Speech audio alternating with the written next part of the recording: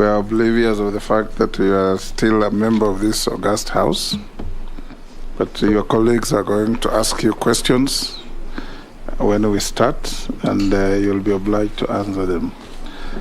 Can I invite the clerk to administer the oath? You have a choice of the Quran, the Bible, or affirmation. My choice is the Quran.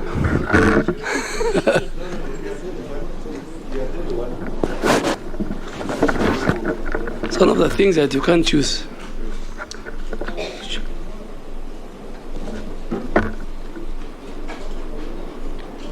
I, Aden Duale, do hereby swear to testify on all matters in question and tell this committee the truth, the whole truth, and nothing but the truth, so help me God.